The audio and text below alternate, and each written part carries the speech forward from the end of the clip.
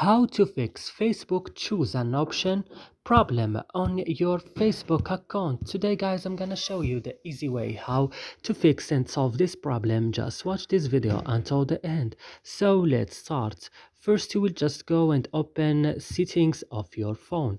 Then when it's opening guys, what you should do right now, just you will go directly to apps or applications. Then you will scroll down the screen and you will open Facebook. And after that you have to open again this storage.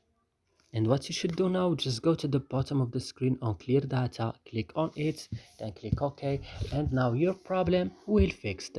So that's it. I hope guys this video is useful for you. Do not forget to like and subscribe in our channel, and see you in another video.